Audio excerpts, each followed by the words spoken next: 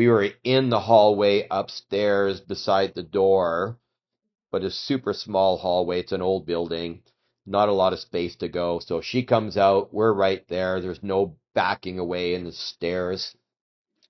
She had taken a knife, slit her hand, and rubbed blood all over her face and was screaming.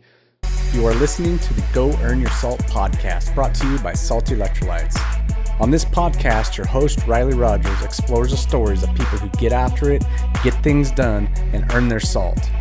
You will hear from high achievers who discuss what makes them tick, how they got to where they are today, and where they're headed tomorrow. Perhaps this podcast will help you go earn your salt.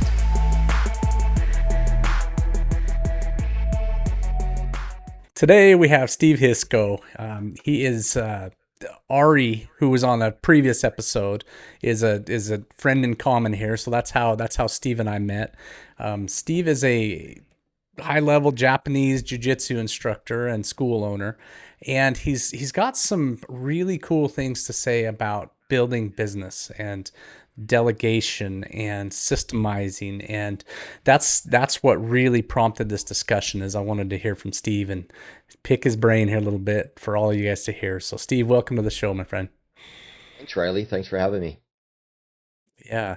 Well, tell us about you. Tell us who you are, where you grew up, and what life was like as a kid. Sure. So I grew up in Ottawa, Ontario, Canada. And, I started in martial arts when I was 7 years old. I think I was probably the typical kid that came home maybe one too many times complaining about, getting pushed around and maybe not having the confidence that I needed, things that all parents kind of talk to us instructors about. So I started taking, jiu-jitsu lessons, specifically Can-Ryu Jiu-Jitsu, which is a Canadian style of jiu-jitsu, but based on sort of the Japanese style, not Brazilian jiu-jitsu. Grew up in Ottawa, high school. I'm first language French. Went to French school. And then when I was about 18, 19 years old, I was teaching the part of the kids program in the school that I belonged to. And one of the parents of the kids that I was teaching, he was an RCMP member. So for those I don't know, that means our Royal Canadian Mounted Police. That's our national police force here in Canada. And so it was kind of a Saturday afternoon conversation off the side of the mat. And it was kind of like, Steve, what are you going to do with your life? Like I said, I was 18 and I said, I'm going to teach jiu-jitsu. I'm going to have a martial arts school. And he said, well, have you ever thought of a career in policing? And I had not. My dad was a firefighter, a career firefighter. So I went home and talked to my parents about it, put my resume together and all that kind of stuff. I applied to the RCMP in March of 1988, wrote my exam to get in April of 1988. And on the 3rd of January 1989, I signed on the dotted line. They gave me my plane tickets and said, be at the airport at 1 o'clock this afternoon. We're sending you to Regina, Saskatchewan, which is right in the middle of Canada. And on the 3rd of January, it was about minus 30 degrees Celsius. So, yeah. After I graduated from the police academy, I ended up completely on the opposite side of the country here in Chilliwack, Abbotsford area, the Fraser Valley area, which is about an hour east of Vancouver, British Columbia. And it's interesting. Regina is the only place in Canada I've actually visited. Okay. I drove up there one time. I had I used to be in construction industry, and we had a roll forming machine, and I needed to have it serviced, so I took it up there. The North American Machine Manufacturers is up there, and I don't know if they still exist, but yeah, I drove 24 hours one way to get that machine fixed, and they fixed it in 5 minutes. Something Wow. that it was wild. A lot of road time for that, but yeah. Hopefully it wasn't a long the ways 3rd up of there, man. Hopefully it wasn't in the middle of January. No, it was in the summertime, and it was very pleasant up there. Just Yeah. a lot of flat land, right? Yeah. You watch your dog run away for days. Yeah, that's So there's this little series, you're probably familiar with it. Corner Gas. Have you seen that Yep. little? It's whatever. It's Prime, I think it's on, and that's part of the lyrics of the intro song, right? Is Right. you watch your dog run away. It only took 3 days, or and we didn't know what that meant, so we had to look it up. Yeah, yeah. Yeah, pretty Tell the audience flatland. what that means. I guess go into that just a hair. Yeah, it just means that it's super flat land, right? Like there's no trees, it's just straight fields, and you can see for miles and miles and miles. So, yeah, when your dog runs away, you literally can see it run away for, days because it's still in sight. That's awesome, man. That's great. So, okay. So you were talking about joining the police force. You go up there. It's 36 below Celsius, which I don't even know how to translate that, but Old. that sounds cold. When you listen to the radio in the morning, first thing and they say any exposed skin will freeze within, a couple of minutes, it's pretty cold. It's true. Yeah. Wow. Yeah. We don't in Boise here in Idaho. We don't get those cold. We're kind of they call us the banana belt of Idaho, and it stays fairly warm here. Like we'll see teens in single digits and occasionally a little below 0 Fahrenheit, but not the deep below zeros. Yeah. So talk about this, man. Said you started at 7 years old into the martial arts because of some bullying situations. So what did you start in? Was it Japanese jiu-jitsu then? So I have stayed with the same martial arts system my entire 50 years. So, except for about 8, 9 years ago, I started doing Brazilian Jiu-Jitsu under Ari and Keith Owen, but that was, like I said, about 8, 9 years ago. But I've stayed Oh, with the super cool. same, yeah, but I've stayed with the same Jiu-Jitsu style from being a white belt as a 7-year-old, and now I'm a ninth degree black belt in Can-Ryu Jiu-Jitsu. So yeah, so I've been very consistent with the same program. That is super cool. So for my sake, more even so than maybe audience members, but can you describe the difference between the Brazilian and the Japanese jiu-jitsu? Yeah, so in our style of jiu-jitsu, so our founder was a gentleman by the name of George Sylvain. He was a military police officer. He was a city police officer when he got out of the military. So he had a background in karate, had a background in judo, military combatives, and he kind of put that all together into a system. And so we do some striking, sort of boxing style striking and whatnot. We will do many of the same judo throws and things like that. But the meat and potatoes is somebody grabs you, how do you get out of that? So be it a wrist grab, be it a bear hug, a hair grab. So how do you get them on the ground and then follow up with control techniques after that and then create your distance. So very much kind of a, hands-on. Whereas obviously Brazilian Jiu-Jitsu is a lot of on the ground self-defense. Um, in Can-Ryu Jiu-Jitsu, we have a component that is on the ground. But one of the reasons that I wanted to learn Brazilian Jiu-Jitsu, besides the fact that Ari is a friend of mine, is to help sort of blend those two things together. So just to kind of add a little bit more to what I was able to offer my students. Beautiful, man. That's great.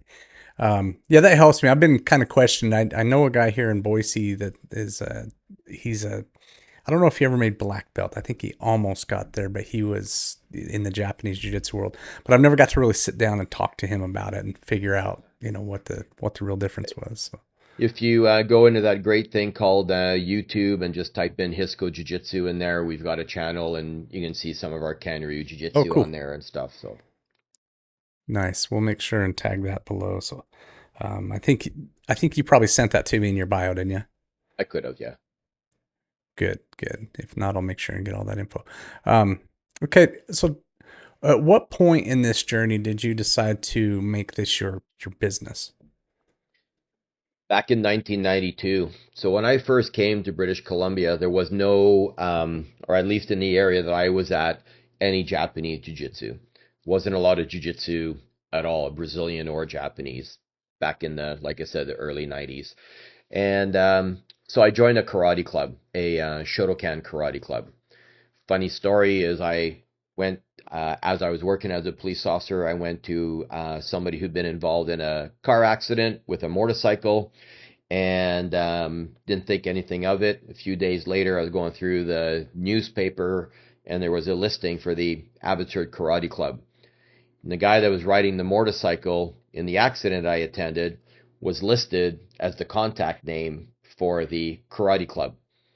So I called him up and said, "Hey, this is Constable Hiscoe. I don't know if you remember me from your accident." And he was like, "Oh yeah, yeah." I said, "I'm a third degree black belt in jiu-jitsu, and there's no jiu-jitsu around here. So could I come in and see you guys or come and train with you guys and stuff?" And so they were very welcoming. So I did karate. They wanted to learn jiu-jitsu, so it ended up being kind of a cross-training situation. That's how my school started. And I'm still in contact with some of those instructors from back then as well. Yeah, we had an experience like that one time, and I thought it was really cool. Where before I started training under Keith Owen, I did like a Gracie garage type situation with some friends, and we would get in there training. But we were at a Kaja Kenbo school, and the Kaja Kenbo guys would come in with us, and they'd learn some ground stuff, and then we would cross train with them. That was a cool interaction, man. They Yeah. have a different take on things, different look, and it was fun. I always enjoyed kind of the kicking and the punching aspect, so it kind of felt natural for me to kind of be there with them. And they were very open-minded, right? Which is Hmm. difficult to find sometimes. So they were very open-minded and willing to learn. And of course, you know, I think doesn't matter what we're doing, you need to be coachable. So either being coachable on the mat, coachable in business, those kind of things. And so it led to a great relationship. And so 34 years later, my school still exists because of that. Because of that, nice. Talk about that coachable trait, man. And this comes from you as a business owner, but you also as a student. So you see both sides of that, right? You said you started to train under Ari, partly because he's your friend, but partly because you wanted to blend the styles. So Yeah. that you are both those in his world, right? Because you were Mm. his Japanese jiu-jitsu coach, plus you're now a student under him. So there's that reciprocal thing that happens. And can you talk about how you kind of switch gears between those two, wearing those two hats? Yeah, I think one is you got to be humble and you got to be willing to learn. And obviously when I very first started doing Brazilian Jiu-Jitsu, it was very different system, if you want to call it that. One, when I first started, I was like a white belt. I remember being trapped underneath somebody, and I tell my students it's kind of like drowning, right? You're just you can't breathe, you're panicking, you don't know. And so just kind of really being able to kind of, take those lessons and whatnot. So when I then started with Keith Owen and Team Rhino and with Ari and working the drills and stuff, it really made it a lot easier to learn. But being able to kind of put that white belt back on and Yeah. not worry about what you have done before and just take the lessons that other people are teaching you. And I think, sometimes we think, like I said, I've been doing this for 50 years and I'm a eighth, ninth degree black belt. But going back to being a white belt, some people have a real hard time doing that. I didn't have a hard time doing that because I, truly wanted to learn and offer my respect to those instructors and not come in and think, well, I know what I'm doing because I really didn't know what I was doing. So put that white belt back on, right? One of my company, Salt Electrolytes, it's an electrolyte supplement brand. I don't know if Ari's talked to you about that, but Mm. we we sponsor another podcast, and it's called the Forever White Belt Podcast. And the host of it's not a white belt, but that's his mindset, is like keeping that teachability, that coachability through your whole Yeah. career. It's like I been around this game a long time. I know a lot of things, but I don't know all the things. And so it's being able to learn. Even going to seminars and camps and, like you say, we've been around, seen a lot of stuff, but maybe it's just one little adaptation or one little, change to a technique that you're doing or mindset or whatnot, sometimes just opens up a whole new world and gives you, having those fresh eyes to be able to look at things and go, oh, you know what? I never thought about it that way. So, yeah. Yeah, that's a big deal. Not just in the martial arts, but just in life in general, right? Is that teachability? Sometimes Mhm. you do. You kind of fight through something. I think of certain books I read where I'm not really enjoying the entire book, but man, I'll find a nugget in there that changes something in my world, and it's super Yeah. valuable. I'm glad I spent the time to get there. Steve, talk about as you've built this business. It's we're talking the martial arts school now. Um, what what did that look like at the beginning? Because you mentioned teaming up in this karate school, but I imagine you go in there and you're starting out. At some point, you had one student, right? And then how did it grow from there? So, yeah, when I first started, obviously I was teaching the karate guys, and once the word got out that, there was somebody teaching jiu-jitsu in town, I started getting other non-karate people. But at first, I didn't have a location. So, I also had a martial arts store. A business partner and I had opened a martial arts Hmm. store. So we were selling equipment and stuff and wasn't very big and it wasn't very successful, but it allowed us to make a lot of contacts in the community, in the martial arts community. And so I got to meet the owner of the judo club and one of the taekwondo schools. And so I was renting space from them. So I was only teaching a couple of nights a week at that time. So one night I was in, or two nights I was in one location, and then another day I was in a different location and sort of finding space where I could. Being a police officer and being involved with the schools in town, so like the elementary and the high schools, I got to know some of the teachers there. So one of the high schools allowed me to use their gym after hours during the summer. They had given me a key to the school and everything. So I had a lot of people kind of helping me out that way. And then eventually, our clientele was building, but I want to say, 20, 25, maybe 30 as a starting point. And my business partner and I decided, let's give this a try. Let's open a school. I was like Hmm. 24, 25 years old, and I didn't know what the hell I was doing, right? Um, and so we had a beautiful school. It was going well, but again, you know, this is like I said, late 90s, 96, 97, 98, and we didn't know I didn't know what I was doing. Um, so if you've read the book, you probably have E-Myth, or the E-Myth, right? So where you're a technician, but you're not an entrepreneur, you're a black belt who thinks you can operate a martial arts school. Well, I was a black belt. I knew how to teach. I didn't know how to operate a martial arts school. And Yeah. so that lasted, I want to say probably 4, 5 years. And but our school wasn't growing. And as well, I had a full-time career as a police officer. So, and I was on shift work. So I would work 2 days, work 2 nights, get 4 days off, and that was, my cycle. So, so the school didn't fly, and we ended up shutting it down after kind of that 4 or 5 years. And then I just went back to teaching part time.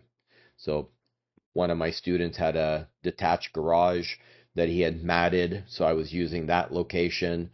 And I lived about half an hour away from that location.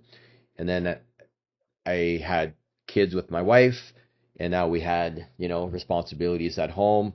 So I gave the school to one of my students, and then I just kind of went back to training in karate in the community that I was at until my son turned 6, and then I decided that I would start teaching again, and rented the karate club where I was at, and did that for probably 10 years. Stayed with them through a couple of moves, and then it was just putting money in the bank. And once I had enough money and my clientele had built up, that's when I decided to go full time again. And that was 2011, because my son's born in 2012. So 2011, sort of September of 2011 is when I decided I'm going back in full time. And then that's where the lessons really started to come. When you mentioned before the E-Myth and the being a black belt on the mats, but not in the business aspect of it, what kind of things are you talking about? You said you didn't know what you were doing. So can you be specific on those? Yeah. So things like systems, things like bringing people into the school, onboarding process, those kind of, managing the business, the numbers, the metrics, those kind of things. Because I think a lot of times instructors will gauge the success of their business on how many students they have, when really we should be Yeah. gauging it on the bottom line, right? Like, what is our, not even our gross revenue, but what's our profit, right? What are we making doing this? So, those kind of things. I still struggle with some aspects because, we've been 2 years into it, and I think it takes a little bit more time to build. But, I still think of myself as a one-man show. So I'm teaching classes, I'm trying to build my team, I'm doing sales, I'm like all that kind of stuff until we can really kind of get the rest of our processes in place, because it is a learning and an ongoing piece. That's funny. I've heard the joke over the years that the title CEO means Chief Everything Officer. Yeah, You get to be a one man show for a while, and I think those are the things that catch people off guard. Right? Is you do go in as a technician, yeah, and you've got the knowledge of the sport and the knowledge even how to teach it, but then when it comes to, like you said, systems, billing, keeping up on that, keeping people's, credit and debit cards on file so they can rebill. Do you have a system for that? Is there, you mentioned onboarding, right? With any business, the customer onboarding, man, if it's not graceful and has a good way to plug them into the system and keep tabs on what's going on there, you'll lose them out the back door faster than you lose them out or bringing them in the front, right? absolutely. Yeah, yeah. For me, when I took that transition and I was looking around, so one, our school is what I call a age specific, meaning, or age specific programming. So I've been doing some research. I was teaching, like I said, my son was 6 when he came back to, or when I started teaching again, and it wasn't the same as what I recall teaching 6-year-olds when I was 19 years old, and things weren't working well. So I started doing some research, and I came across a lady in Florida by the name of Melody. At that time, it was Melody Schumann. Now it's Melody Johnson, and she runs Skills. And it is I took a lot of what Melody was talking about to heart, and it was really about teaching younger kids, the physical, intellectual, emotional, social stages of development area.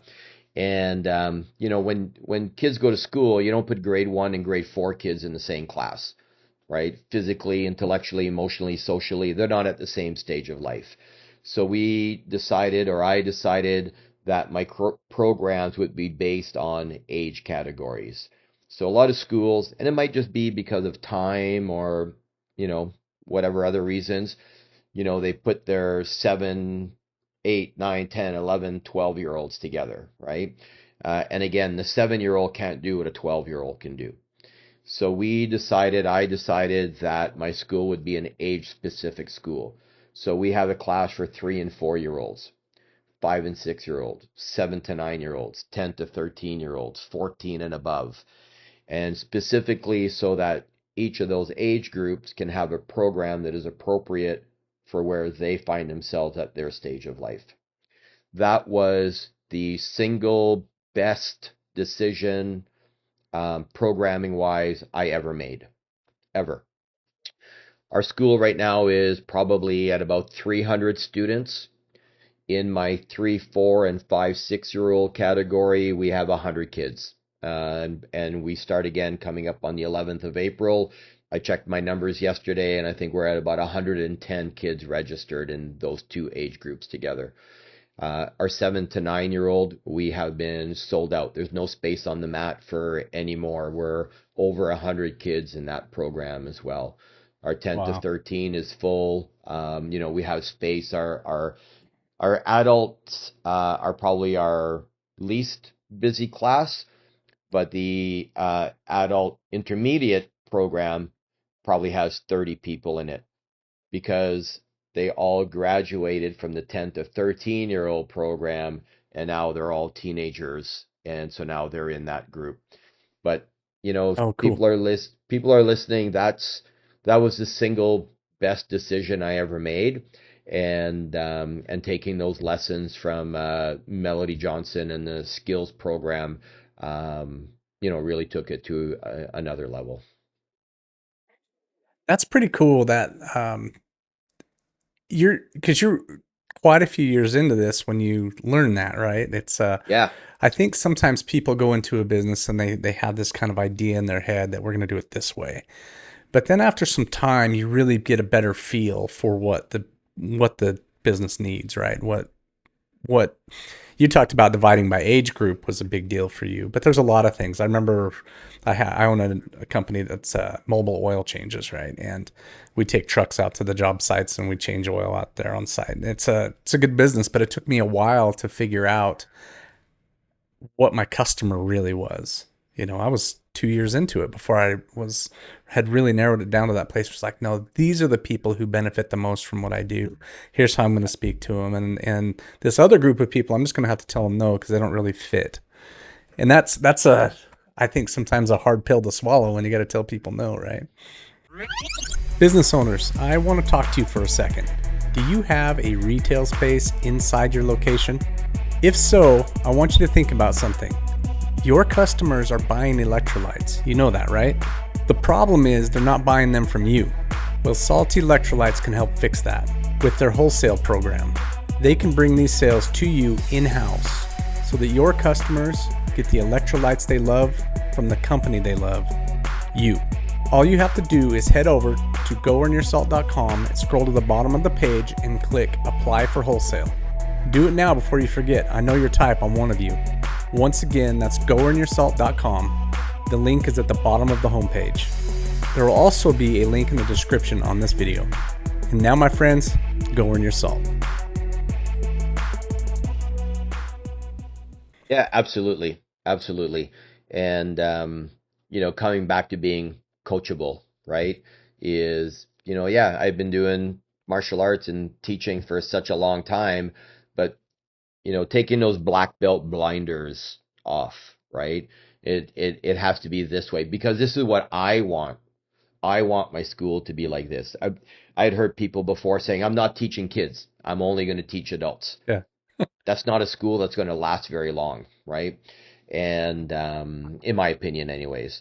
So, taking that concept and using the concept and the format and putting my own spin on it and putting my content into, what I thought, again, was just kind of one of those aha, moments that pushed my business at that point to the next level. It's it's fascinating how it's fascinating to me because you really do have to say sometimes like, well, I thought this was what my ideal customer was. But as I'm exploring what the community wants, I found this place where, like you're saying, in your case, the kids' classes are the bread and butter of what you're doing. Yeah, I think if you're going to run a business, yes, you have a product, but what does the community want? right? Because if it's what I want, not everybody wants the same thing that I want. So sometimes I think we need Mm, to adjust to, like you said, what is our customer, right? And what are they looking for? And then how can I provide that, to them? yeah, that's amazing, man. So I'm impressed. 300 students. People who don't know it, 300 students in a martial arts school is quite a lot. That's a pretty healthy achievement. When as you were growing through this and you were kind of learning what your customer was, there had to be those times of you got this, say, 7 to 9 year olds, right? But early on, you don't have that many 7 to 9 year olds. And so what did you do to cross that gully until you had enough students to really divide that up? You know what? I divided it up right at the beginning, and when I decided that was the way we were going to go, and then just started building at it. The Mm, the great thing here, like for somebody who's listening, you know, September, January, like the big sort of intake months, right? So I don't always have to look for new 7-year-olds every September because I got a bunch of 6-year-olds that are going to become seven. And I'm not always looking for a bunch of 10-year-olds because I have a bunch of 9-year-olds that are going to turn 10, right? So the great thing about this age specific program is especially if you have kids that stay with you multiple years, they're going to go through many of these programs. And so I've really been seeing that lately. I have a couple of teenage black belts, Logan and Grayson, and they started when they were 5, and they're 19 now, and they're still with me. They help teach classes. I have other kids, same thing, that started in the 5. Now they're in the 10 to 13-year-old program. They've become mentors for other kids in the school. They're part of our leadership team. So really trying to, guide them so that when they get to be those black belts, then we have new instructors and whatnot. So, that really kind of helped. But where the big change happened was when I retired from the RCMP.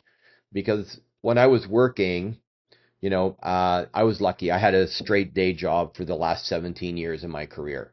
So my classes were at night and I would work during the day. So when I went to that job, I worked at our provincial training academy, and I went there as an instructor. Then I was a supervisor, manager, senior manager. I was responsible for all the use of force training programs for the and firearms programs for the RCMP in the province of British Columbia. And I had about 60 instructors below me that were responsible for delivering the training. So I would work from 7 to 3, and then I would go to the dojo at nighttime. But it didn't give me time to build my business. It didn't give me time to work on my business. I was constantly, as they say, working in the business. And I'm still working hmm in the business, but now I have also time to work on the business. And that's where the big shift happened, is when I retired. I had one 7 to 9-year-old beginner class. Now I have two, and both of them are full at 30 kids per class. And this is where, like I said, the big change was, um, when you don't know, you don't know, right? When you don't know how to progress or move forward, it doesn't matter if it's, I don't know how to do Brazilian Jiu-Jitsu, you go find a teacher. I don't know how to do this, you go find somebody to teach you. I didn't know how to grow my business. There's a lot of people out there, right? You see them online, Facebook, that kind of stuff. I found a company called Seven Figure Dojo, and I liked what I heard. I signed up with them. A lot of great information, and that's really where things started to progress and build my business. They looked after my Facebook ads, but and then the difference is that they teach you, you still got to do the work. There's no magic. There's no magic for sure. pill, right? It's not. I think there's a lot of companies out there where it's like, we'll get you all these leads. So they get you all the leads, but what do you do with them, right? How do you convert those leads into students? How do you keep them? How do you onboard them? And that's what I really liked about this company is that when I first started, they assign you a coach and they hold you accountable. All right, here's what you need to do, and then follow through. So that's really where things started to make a big difference. So when you say they hold you accountable, what kind of things are happening there? Um, so when I first started with them, so we go back a little bit. How do school owners bring new students into their school, right? I used to, you know, have the cheap offer, right? Like 4 weeks for $49.99 and a free uniform and, all of these gimmicky type of trying to get people through the door type of thing. So what the what I do now is I give any potential new students 30 to 45 minutes of my time. So it's kind of like why do parents want their kids in martial arts? Confidence, discipline, maybe they're being bullied. So think of yourself as a doctor. When you go to a doctor's office for a consultation, they diagnose what's happening with you and then they give you recommendations. So I do the same thing. So when a parent comes in with their child, I try and diagnose, why are you here? Why do you want to be part of my school? What's happening? Why do you want, little Johnny to be here? So they tell you, and then you kind of dive in a little bit deeper to find out, are there any root causes? Or, when they say he needs more confidence, well, then you look at the policing side of stuff. What do you mean by that? Right? You dig deeper, ask more questions. Well, whenever we go out, he's hiding behind my leg, or when he has a hard time making friends, he's always looking at the floor. So it kind of gives you a little bit of an idea of what's happening, right? So then it gives me an opportunity to explain who I am, what my school is all about, what my background is about, show them why they should belong to your school. Then I get on the mat, I do a lesson, then I sit down and I let them know why we did what we did.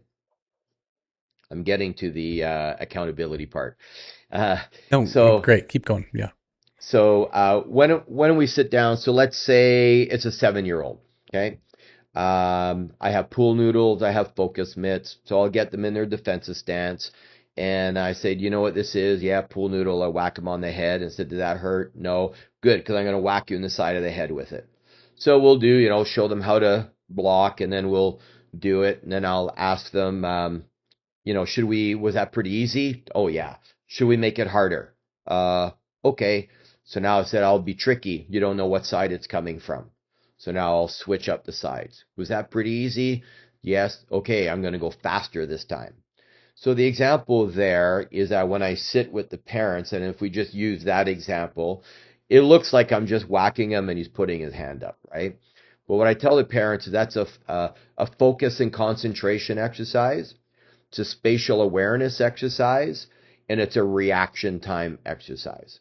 So we show them how to block, right? And then I ask them an emotional question. Should we make it harder?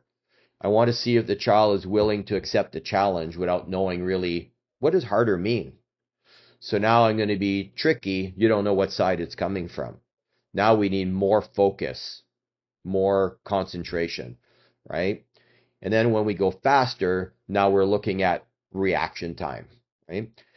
The spatial awareness part is, where do they, or when do they put their hand up? Do they not realize and they get hit? Do they put their hand up in anticipation that it's going to be on that side and then you hit them on that side? Or in kind of that sweet spot as it's coming, they get their hand up. So when you're talking to the parents, now they're like, there's a lot more going on here than just doing this, right? Right. When we're doing our open hand strikes, for me with the 7 to 9 year olds, I get them to go back off using their words. So when I'm sitting with the parents, I'm telling them, I want them to start advocating for themselves. I have kids that'll be like, back off. And then I have other kids that are like lions, right? So I want them to start getting their words out. Back off, stop, no, leave me alone. Don't talk to me like that. So now the parents are seeing this as way more than just an activity to fill time. Remember when we were diagnosing that child's problem or issue at the beginning, this is where I'm coming from with my free consultation when they want to join our school. Nobody can just sign up online and show up. Everybody goes through this consultation. And then it gives me that opportunity then to sell them after the fact. So our pillars of success, mentorship, goal setting, and accountability. So we'll talk about that. So when I was talking about accountability with the company earlier, this is all things that they taught me how to do.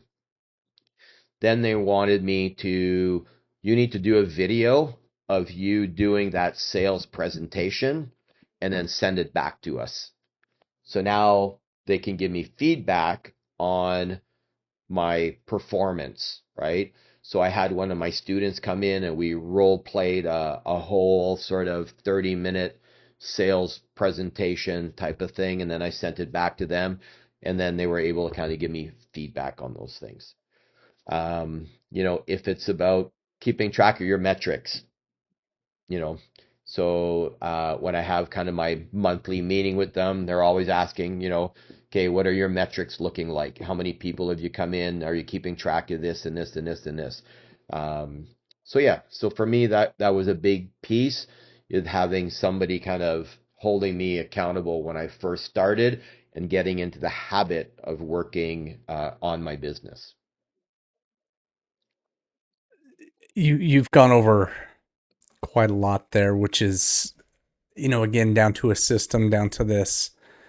The video is fascinating to me that you would send the video back so they could critique you on that, because I think we see what we see. We think we're doing a great job in a presentation, and we don't realize maybe the order of what we're doing something here, the way our voice inflection is, or we're screwing this whole thing up, and without somebody else there to give us some feedback, sometimes we just have, you mentioned black belt blinders earlier, we have blinders on, and sometimes we just don't know it. And hearing yourself on recording it's always an adventure, right? I think it takes a certain level of humility just to even put yourself out there, but then to go back and listen to yourself talk sometimes that's a hurdle to get over all on its own. Mm-hmm. Yeah, absolutely. You mentioned, Steve, earlier that we shouldn't necessarily judge our business by its gross revenue, but by its profit margin. Can you go into that a little bit? Keeping track of your expenses, right? Like, if you're bringing in 50,000, as an example, 50K a month, but your expenses are through the roof, you're not really making a whole bunch, right? So I think sometimes, I can't remember the expression that they used, but yeah, I look at my gross and I'm like, hey, we're doing super awesome. But then when I look at my expense side of the house, that's not so awesome, right? So really kind of paying attention to what your profit is rather than just what your gross is. So that's kind of where I was coming from with that. Yeah, I've seen that, in business, and I've sat down with business owners over the years, and I work with a lot of them. They're my clientele base in both of my companies, right? A huge percentage of my clientele base is these business owners. And because we both own companies, we'll sit down for lunch, and then that's what we talk about. That's the subject matter, right? And sometimes I'm a shoulder to cry on, sometimes I'm the guy who they're celebrating with, but sometimes like, man, I remember a conversation with a guy, and he was doing 10 times the amount of business we were doing in gross number, but we had the same profit margin. And the amount of time and money and, one little error in the size of his company could have erased that profit margin completely. And that was an eye-opening thing for me because it looked on the outside, because his gross number was so high, that he was doing really well, but he wasn't. He was scraping by. And so I think that's an important thing because, what would you say having a good profit margin allows you as a business owner to do better? Great question. I think one, you know, lets me service my students a little bit. Things like when we have an event such as mostly for the kids, Halloween parties, Christmas parties, sort of giving back to our student base type of thing. If we're not profitable, you can't offer a lot of that kind of stuff to your students. You're always charging, charging, charging, charging. And I think at some point parents, because for me, I do charge a premium price for my school, or at least I think I'm a premium price in our area. But I also try not to nickel and dime my students every time they're coming in, or there's something more, something more, something more. So having a good profit margin allows for that. Um, Mm-hmm. I yeah, I think that's one of the things. And then the other part is travel for me. I travel to different parts of Canada for, hosting camps or teaching in other places and stuff like that. So, it allows me a little bit of freedom to be able to travel and have that oxygen. I heard it called once, is oxygen in my business so that I can breathe. Um, One of the other parts is marketing, right? Like Facebook ads and that kind of stuff.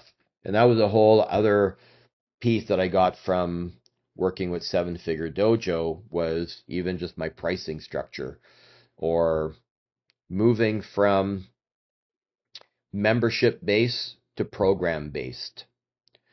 And I tell people I have a membership at the local gym, right? Like I was there this morning, but I haven't been there for a month and a half. And while I'm working through some little minor injuries and stuff, but they never phone to find out, hey, Steve, we haven't seen you in a month and a half. They debit my credit card and, they take my money. So I used to have a membership based school. Now I've moved to a program-based school. When somebody belongs to a program, let's say you are going to university or college and you're in a program, there's an expectation that you show up for your classes, and at the end of the program, there's an outcome. You get a diploma, right? You get a certificate, you get whatever, you've completed that program. So this was one of the other areas that helped change my business, was moving to this program based. So as an example, when somebody comes in and we've run that kind of little sales consultation, then I sell them on my program.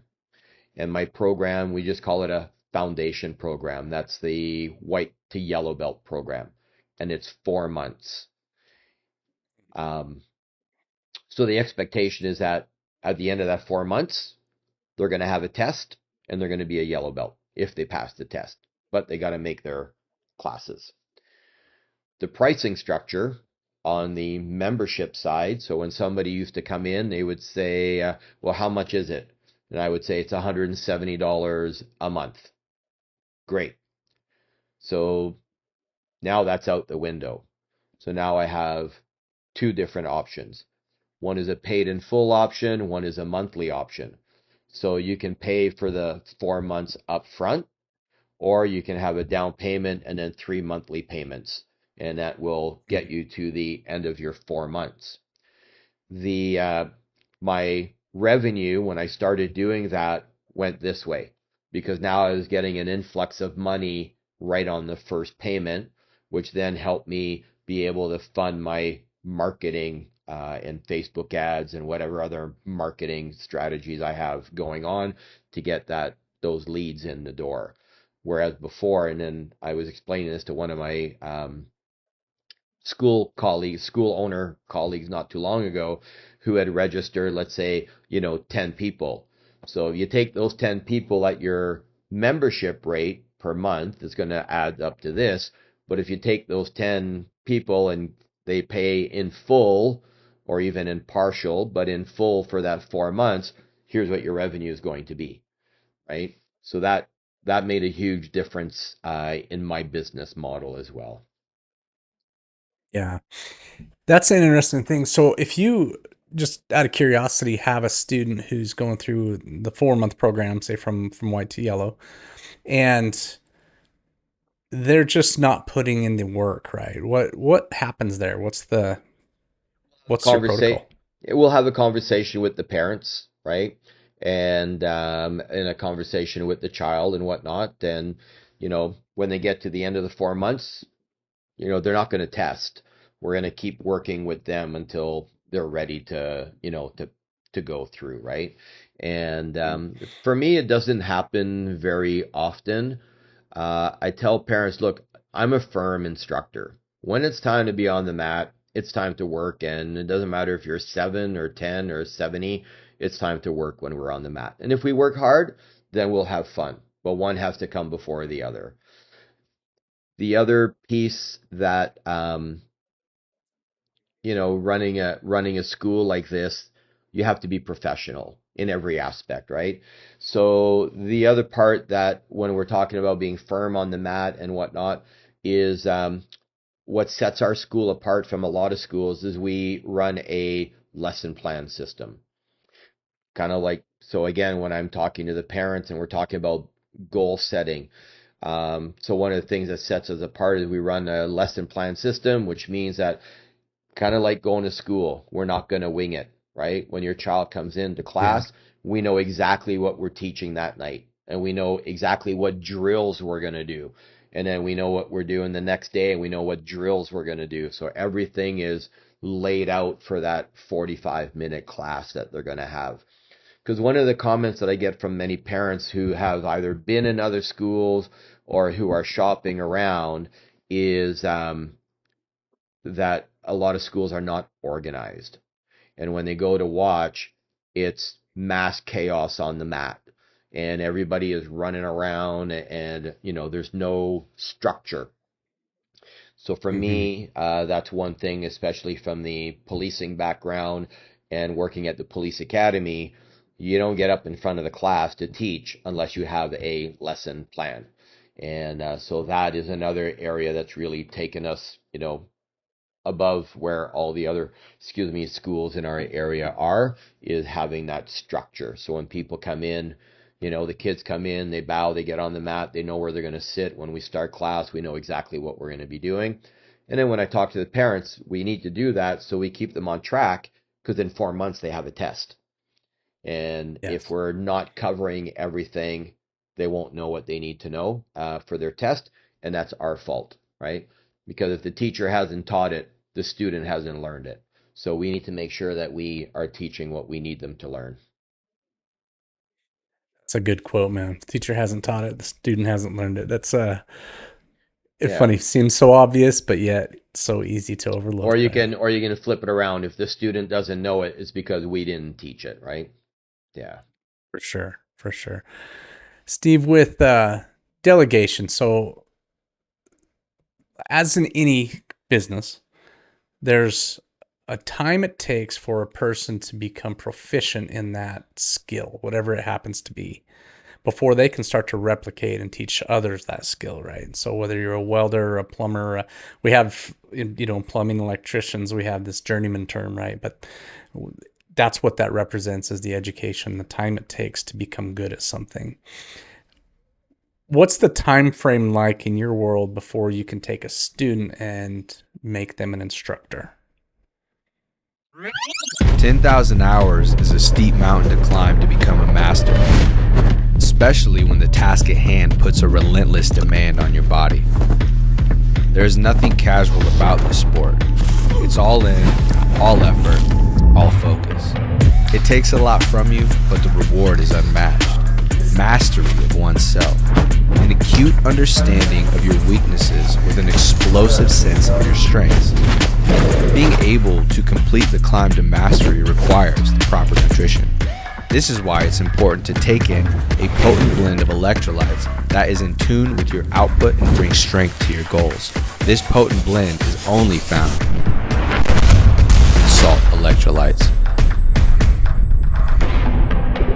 Salt targets your depleted electrolyte levels with a boost of hydration and health. It gives your body the baseline recovery it needs.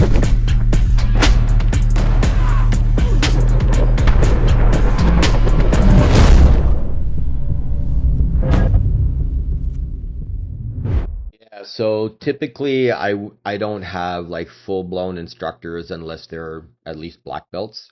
So a lot different than I think the BJJ world, right? So Hmm. that's at least 3 years before they're getting to that black belt level. And again, I know that's different from the BJJ world.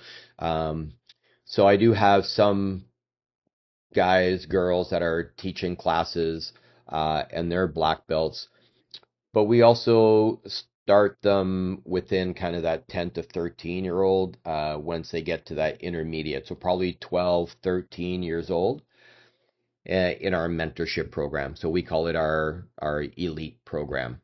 And then we try and devise a program for them. So, things like being uh, an equipment specialist, if you want to call it that. So how do you hold pads, right? Or how do you hold a shield for them to kick? Or how do you use the pool noodles, right? So all kind of the equipment that they would use with students. Because again, if they're teaching, we want them not just to know how to hold the pads, but look at the student who is performing the technique and be able to diagnose what corrections you need to provide them. So if their hands are dropping down, you need to recognize that. If their foot is not in the right position when they're kicking, you need to recognize that. If they're not standing in a proper stance, you need to recognize that. So we will have little mini seminars for our assistant instructors or those volunteers that are coming up on how to do those things. And, again, it's something that we're trying to formalize and work through that process, but having like sign offs, being able to have a sign them off, watching them in class perform, those kind of things. So when I first came up, when I was 14, 15, 16, it was really just being on the mat and watching your instructor do what they were doing. And then hopefully, you picked it up from them. I got really good at being my instructor's partner. I want to say I could read his mind. If he said something, I knew what was coming next, or, those kind of things. So I kind of learned it on the fly. But now being able to have a proper structured program for them to come through. I think especially being a full-time business and where do I want my business to try and go, I want to be able to get to the point where I'm not teaching 25 hours a week, where now I'm looking out through the instructors and they're teaching the classes. So when we're talking about the kind of the mentorship program and the skill level required to be able to teach a class, because that's but delegation is not all about that person's skill level. So what character traits do you look for in delegation? So one, I look for when they're on the mat, are they serious about their own training, right? I just had this discussion with some of my students the other day. It's not a social club, right? When the when when we bow and we start class, like you need to take it seriously. We need to be working hard. So, do they show up on time? Are they punctual? When I'm teaching, are they paying attention or are they, off in la la land type of thing? Do they have some level of skill, like performing their own techniques and things of that nature? And what is their demeanor? Like, are they just nice kids, right? And Mm-hmm. do they, when they are speaking to you, do they look at you? It's something I struggle with a lot of kids now when they, we talk about focus and focus with their eyes. I think everything is written in the sky now, because when you're talking to somebody, they're looking up, or they're looking everywhere but looking at you. So do they have that, do they have that presence that they can, look at you? And we'll start with simple things like warm-ups, right? Is like we'll call somebody up and go, okay, warm up the class.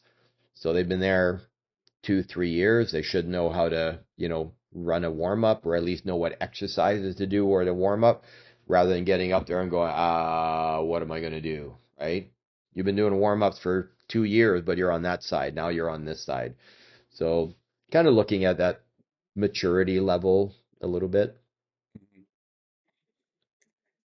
Do do you guys do anything in the realm of like background checks, that sort of a thing for you're kind of in a place where you've known your students for a long time though before they Yeah. get there, but With some of the adults, we do background checks, like police background checks. It's sometimes a requirement.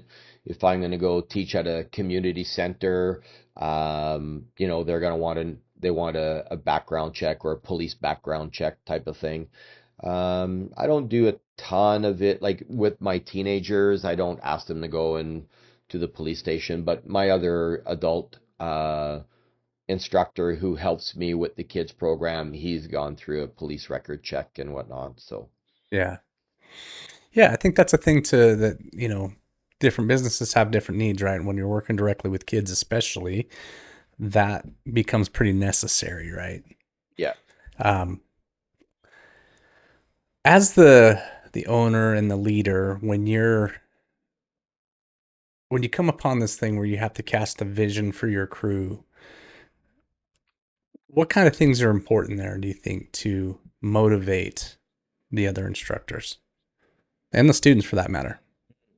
So one of the visions, just going through this the other day, is what do we want our students to become, right? So it was the conversation we had was, if somebody asked you what you do, right? Well, I teach martial arts. And then the response typically will be something like, what? Right? It'll kind of do that Bruce Lee kind of, oh, you're a karate guy or whatever, right?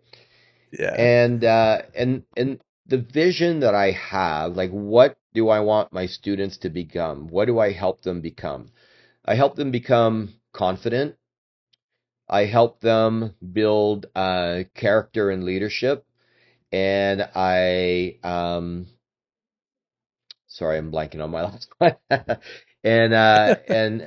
and character and leadership, and sort of that confidence, right? Those are kind of things that so we had a meeting with our kids the other day, and it was like, what brought you here, and how do you think the school has helped you, right? So I do have some students who, same thing. They wouldn't talk to me for almost like a year when they were in class, or they were very shy. Now they're in that elite program. They're leading warm-ups. They're teaching little chunks of the class. They're getting on their hands and knees and helping other kids. So when I can sit down with them and say, where you were and where you are, that's our vision for all the other students that are here. So put yourself back in the position of the student that's there, and then how are we going to help them, right? So that's kind of the vision that I have for my school, is what am I going to help my students become, right?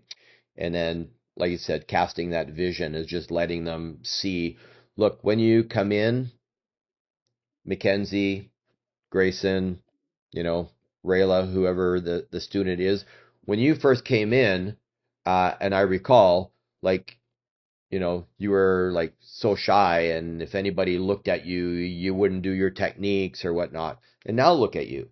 You're leading classes, you're doing good in school, those kind of things. So when you look at the other students that are on the mat, you need to see yourself standing there 7 years ago. And how are we going to help that child be where you are today? And I've seen it in them where, kids will have a little mini breakdown on the mat because they, can't do a technique or whatnot. And they'll go over, they'll be on their, they'll be on their knees next to the child. And there was even once where I overheard one of my mentors talking to one of the kids and go, you know what? I was just like you, right? Like, so, you know, comparing themselves to where they are. So now that child can go, yeah, but you're like a junior black belt now. You're doing this and this. And it's like, Yeah. yeah, but I was you, right? When it comes to this vision casting thing, sometimes you'll hear business owners say, I just feel like a broken record. I should just have to say something once and it should stick forever. Talk about that a little bit, man. Is that how often do you have to repeat yourself and You casting know, vision? and even it's not even just vision sometimes. It's well, yes, I guess it is. So Saturday mornings, Saturday is reserved for our 3 and 4 and our 5 and 6 year olds. So we have three 30-minute classes for 3 year olds and then three 45-minute classes for the 5 and 6 year olds. And we have 7 or 8 mentors that come and help with those classes. And they age from 12 all the way to 19, and they work as a team. So when the kids come in, like any business, they should be greeted at the door within 30 seconds of them walking in the door, right? So, and I want them to know the kids' names, right? Because kids look up to other kids. I want them to know their name. We have little white tape on the mat where the kids need to sit, so everybody is orderly. And what happens is some kids come in, 10 minutes early, so they go and they sit on the mat and they're there by themselves. When I have 6 or 7 of my mentors all standing around the front door chit-chatting. It's like, hey Yeah. guys, we're here to build connection. So go and sit with the kids, ask them about their day or, whatever it might be, right? But go and get to know them. So what happens the next week, they're excited to come and see Miss Isabel and Miss Rayla and Mr. Carter and, Miss Mackenzie. But if you guys aren't building those connections, it's really maybe sometimes difficult for the parents to get them to the school. They're 3 years old, they're 4 years old, right? So, but if we can help build those connections, that's going to go a long way. So I think when I'm vision casting and I'm talking about those things, specifically kind of in that circumstance, that's one of the things that I'm repeating myself, a lot on.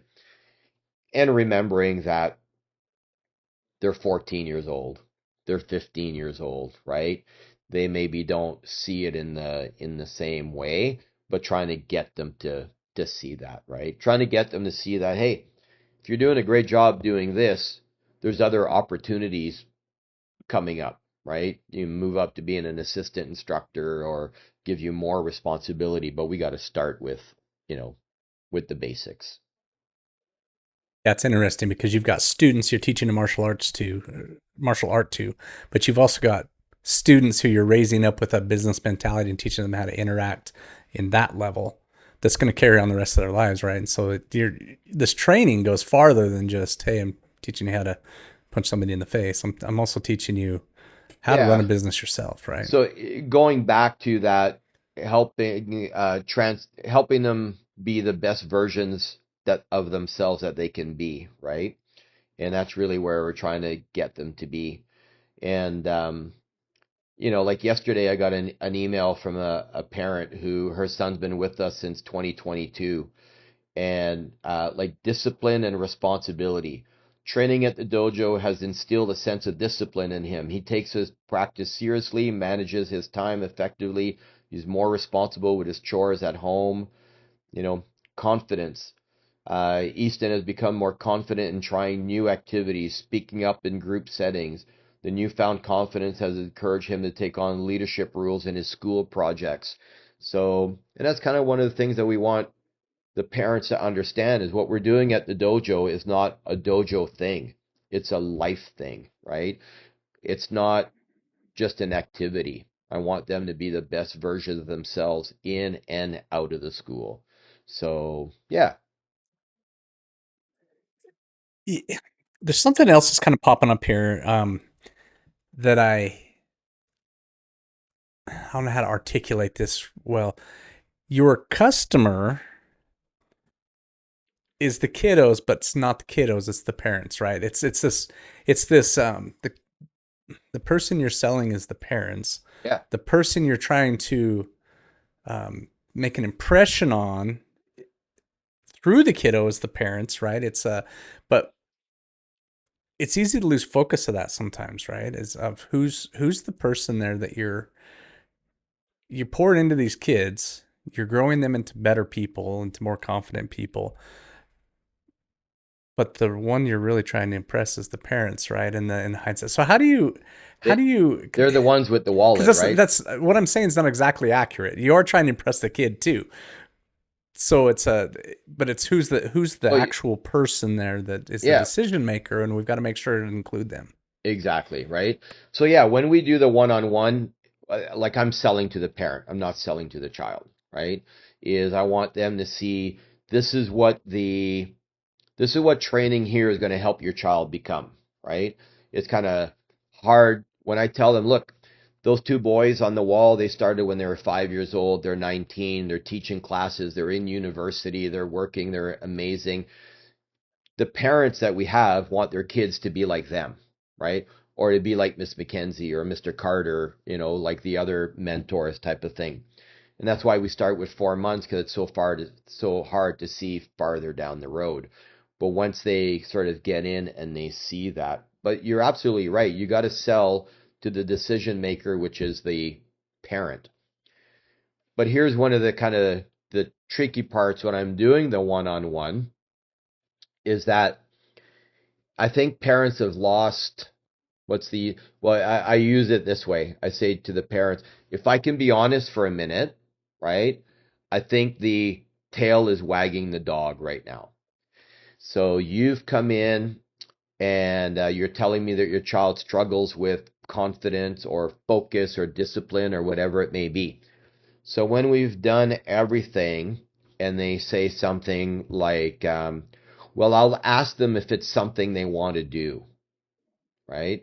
I'll ask them if they had a good time. Is this something you want to do?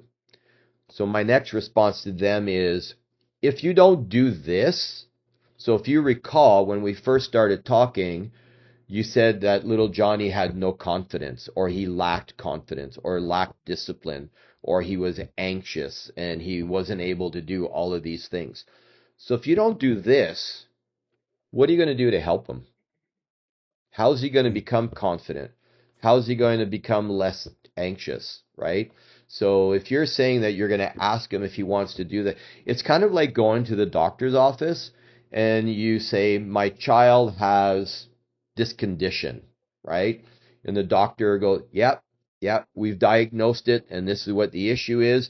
And you need to give your child this medicine. Well, I'll ask him if he wants to. I'll ask him if he wants to take that medicine, right? No, you're going to make the decision and the child is going to get better, right? So it's kind Right. of the same idea. And I flat out will say that to a parent. Look, can I be honest for a minute? Right? If you don't do this, how's he going to become more confident? Right? Like, what are you going to do to help him with that confidence? Because that's why you're here. That's what you told me at the beginning, right? And so sometimes it would be like, yeah, you're right. And I'll say, look, I did not want to take swimming lessons when I was a kid. I hated swimming lessons. I screamed at swimming lessons. But my parents knew that I needed to learn how to swim because it's a life skill. I went to swimming lessons, right? Now I can swim. So if you're not going to do this, how are you going to help your child get better, right? And so I think sometimes parents have lost the focus that they're the parent and they just want to please their child rather than doing something for their child that is going to benefit them in the long run. Man, that's well said, man. That analogy of would you give them medicine if they needed to make them take it even though it doesn't taste good, that's No, we give them the medicine, right? We do the right thing as a parent instead of Right. the And I thing to think please the that's child, where, right? and I think, maybe that's the difference in some martial arts schools is, the approach that you take to what your program is, right? I'm not a competition school. We don't go to competitions. We don't train for competition.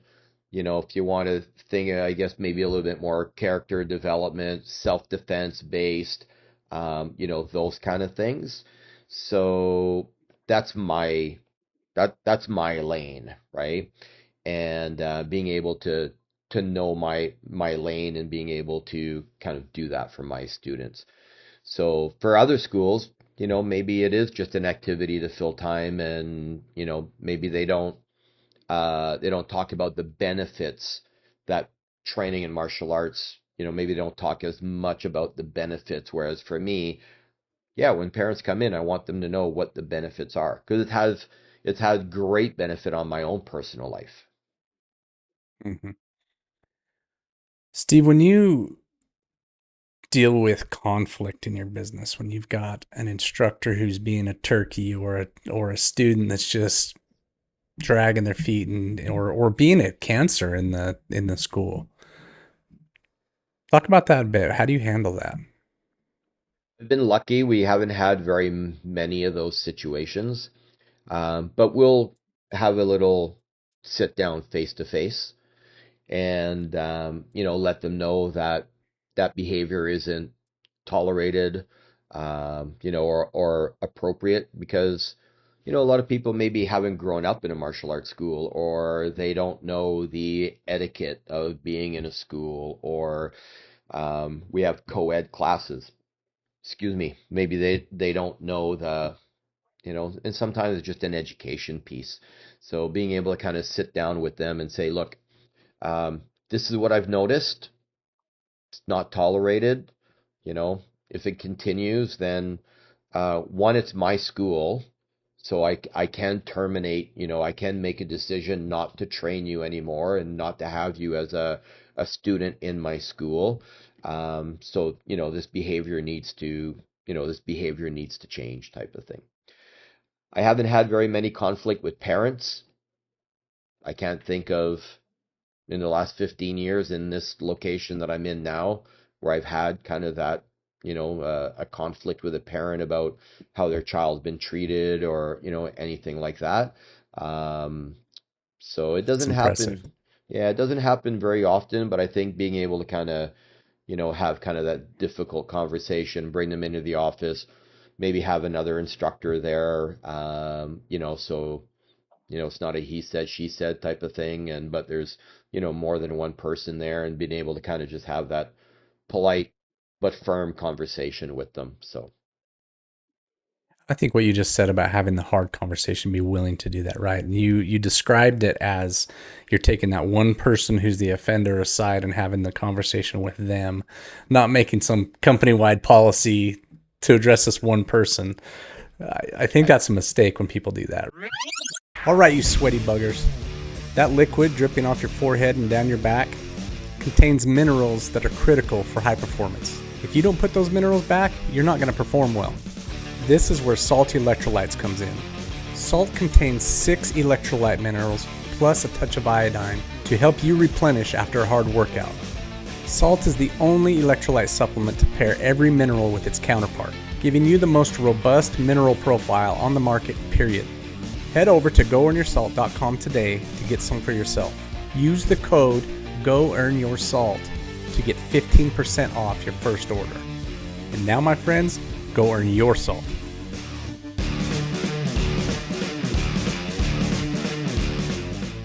Yeah. I mean, you know what? There's some times where the whole class needs to hear about something. You know, Sure. give you an example, and it's one, maybe not exactly the same thing, but I had a lady training with us, and amazing lady, but she was like 80 years old, and she was Wow. doing hip throws, and she wanted to be thrown, and like she was a green belt, like she had worked her way up to being a green belt. She described herself as a tough old bird, and we love having her in the school, but I think wasn't too far timeline from the big lawsuit that happened at the BJJ club, I think in California, where one instructor maybe broke somebody's neck or something like that, like the black belt Yeah, working that with the was a white big deal. belt. Yeah. So, I had to have a chat with the entire class. And yes, it was maybe because she wanted to do a certain throw or be thrown, and are like, not going to happen. You may want it to happen. You're 80. I can't let that happen because if you get hurt, it's on me, right? I need to be a responsible school owner. So although you may agree or want somebody to kind of flip you over their head type of thing, not going to happen.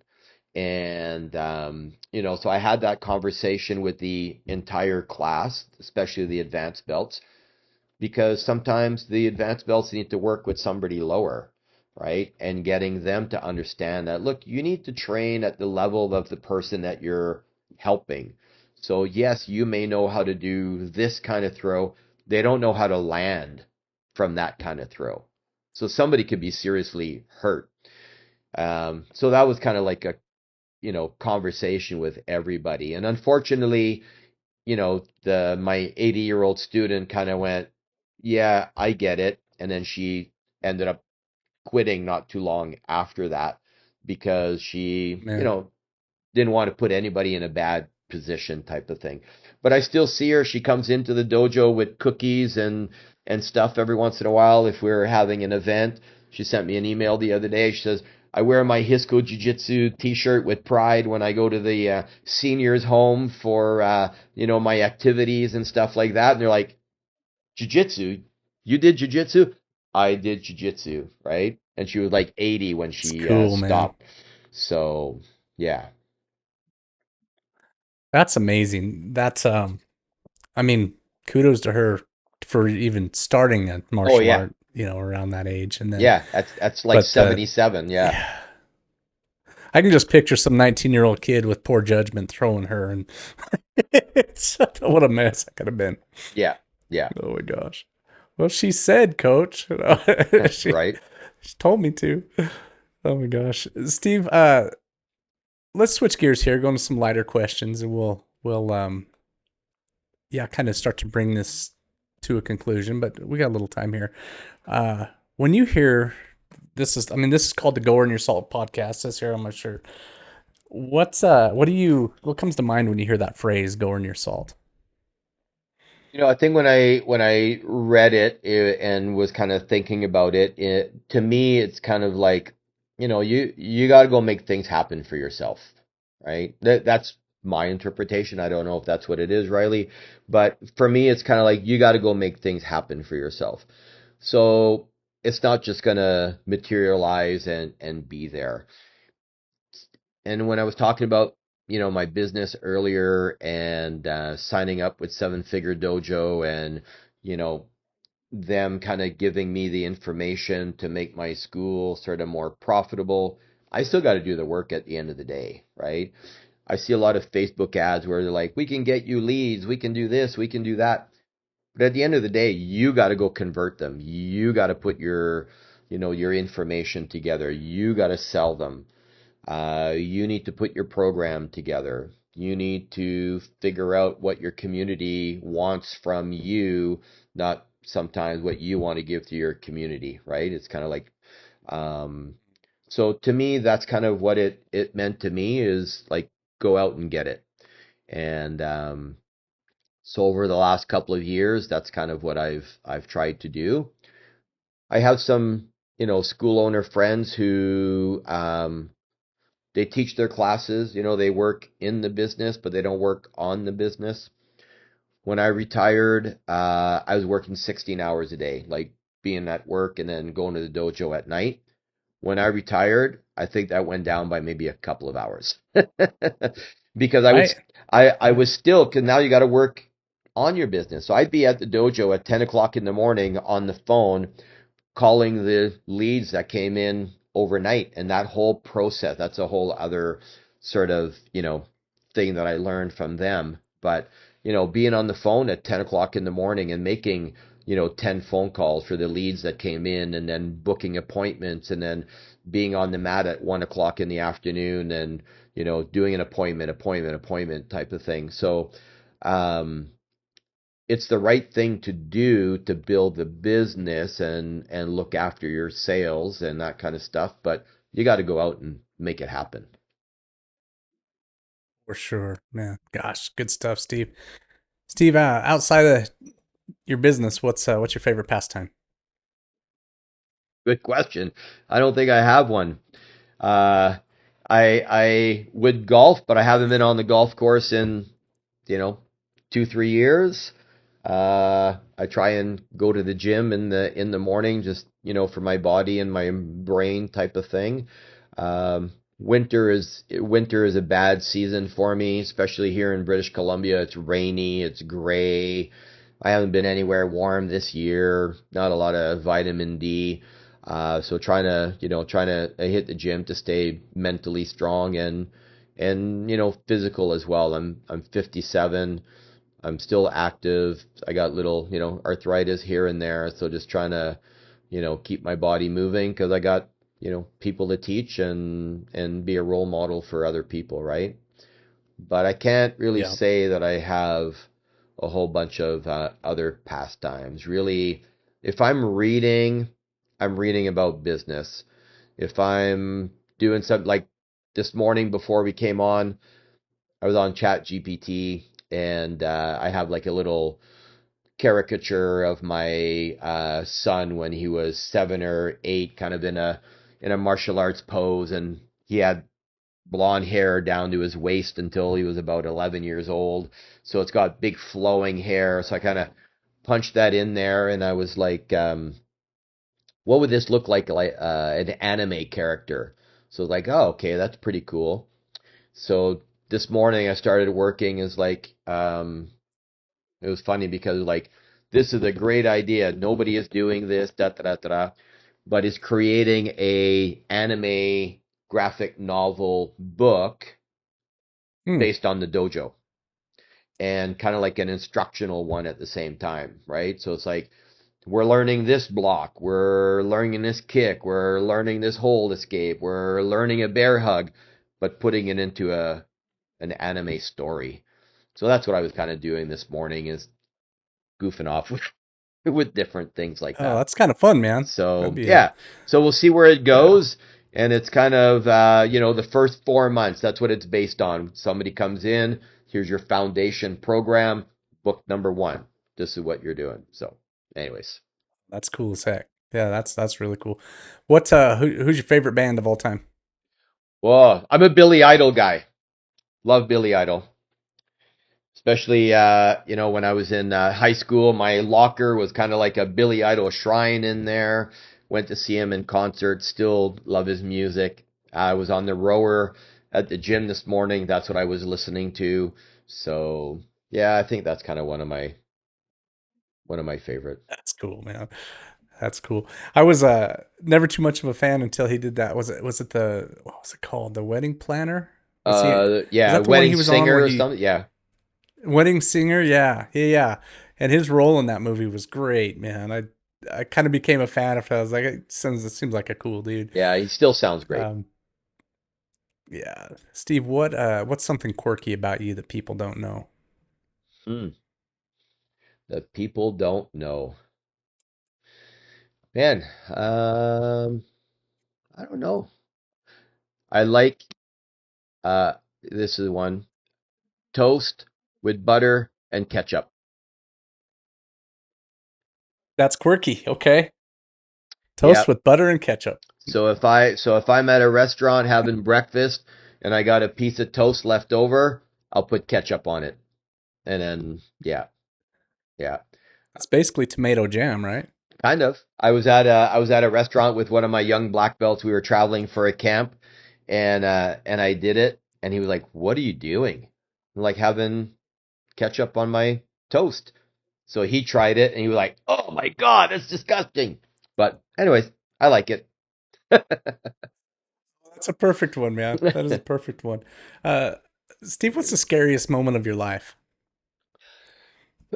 Uh, so the scariest moment of my life. I think I had just been in the police force, maybe a couple of years. So I got in when I was 20. So I might have been like 23 years old. And we got called to a lady who was in a mental health crisis. She was on the second floor. So this moving company had moved her and had broken a piece of her furniture. And she was really upset and wanted them to pay for it. So she went to their office, but there was nobody there except the lady that answers the phone. So it's just one room with a desk in the middle, window behind. The front door is right next to the stairwell.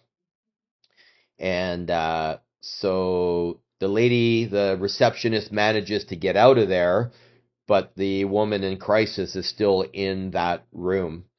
And so she phoned and told us what was happening. So we went up there, and one of my partners was down on the roadway because this lady was hanging out the window, yelling out the window. We were in the hallway upstairs beside the door, but a super small hallway. It's an old building, not a lot of space to go. So she comes out, we're right there. There's no backing away in the stairs. She had taken a knife, slit her hand, and had rubbed blood all over her face and was screaming. So my partner outside was like, okay, she's at the window. I can see her. Nope, I don't see her. She's walking towards you guys. And it was kind of like, okay, if she comes out and she had this big knife, it was like, we don't have very many places to go.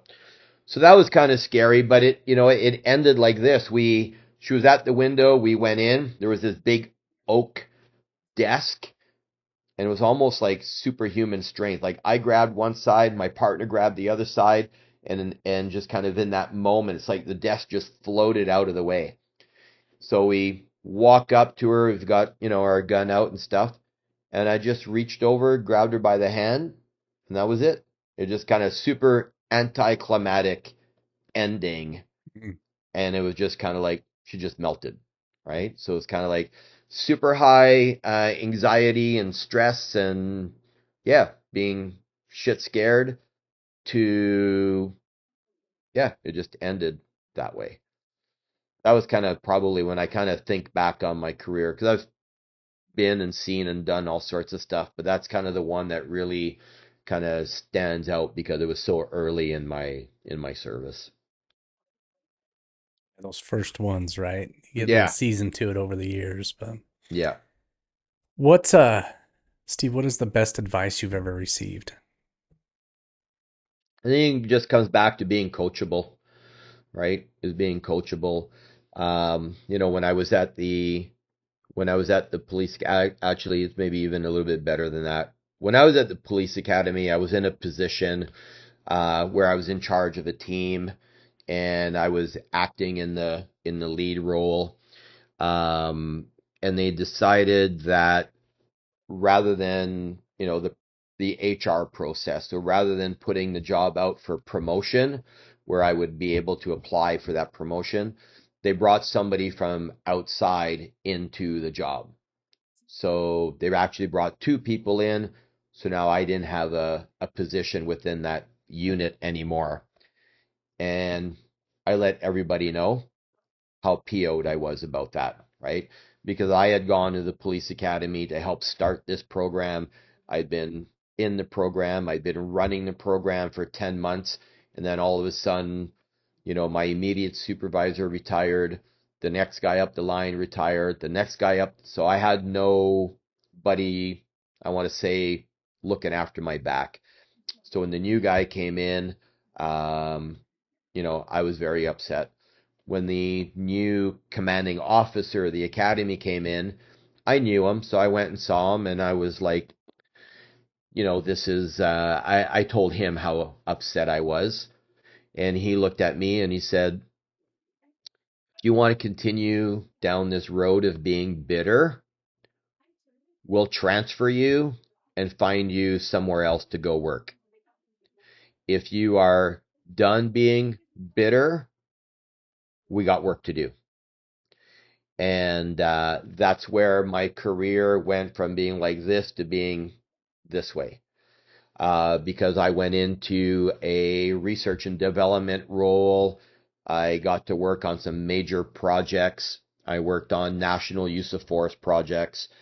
Um, the biggest project of my career was the RCMP finally were approved for carbines for like assault rifles for police officers.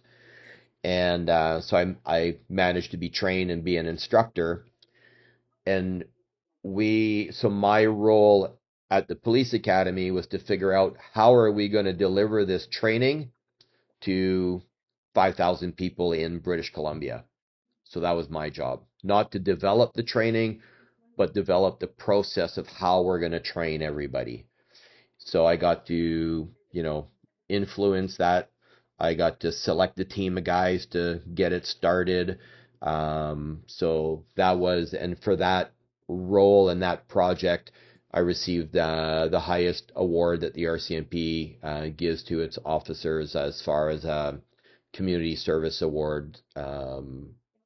So yeah, so that one piece of advice, if you're done being bitter and you're ready to move forward, then let's move forward. But if you're going to stay bitter, we're just going to move you along. So I think that was probably for me the biggest piece of advice is just kind of, things happen for a reason in life, right? And I've always found that when something happens, there's a silver lining in it somewhere.